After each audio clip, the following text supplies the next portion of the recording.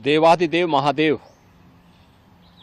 का पावन मास श्रावण मास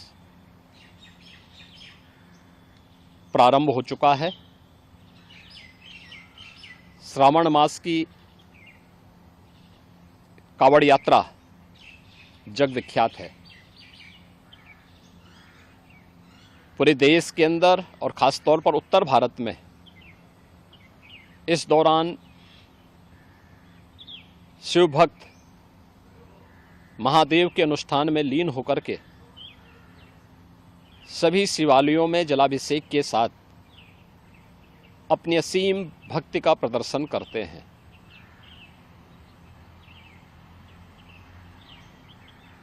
केंद्र और राज्य शासन ने मिलकर के श्रद्धालुजनों की सुरक्षा, उनकी सुविधा,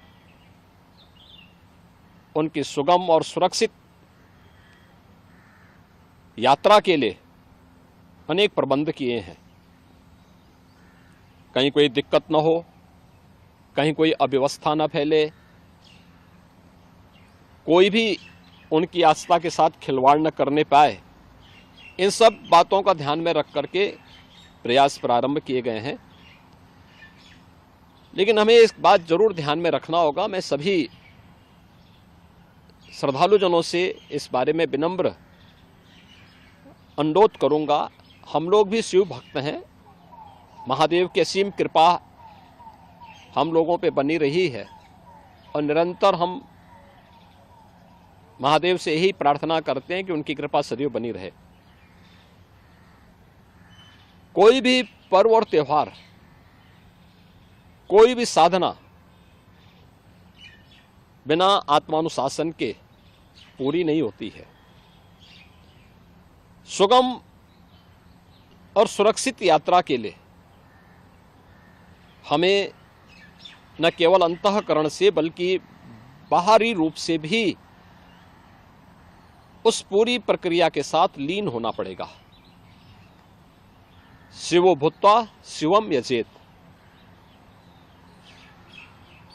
शिव बनने के लिए शिव जैसी साधना भी चाहिए, उस प्रकार का आत्मानुशासन भी चाहिए, और तब यह कावड़ यात्रा न केवल श्रद्धा और विश्वास की प्रतीक के रूप में बल्कि आम जन के व्यापक विश्वास की प्रतीक बनकर के उभरेगी। जैसा कि इस समय हम लोग देख रहे हैं माहौल कि असीम श्रद्धा भाव के साथ जनता जनार्दन, समाज के अलग अलग तबके के लोग उनकी सेवा के लिए तत्परता के साथ कार्य कर रही है। और सरकार ने भी अपने स्तर पर न केवल बेहतरीन पेट्रोलिंग के माध्यम से, स्वच्छता के माध्यम से, स्वास्थ्य की व्यवस्था के माध्यम से शिविर लगा करके भी अनेक प्रयास प्रारंभ किए हैं और आवश्यकता अनुसार ड्रोन और हेलीकॉप्टर से निगरानी और पुष्प वर्षा की व्यवस्था भी इसके लिए की है।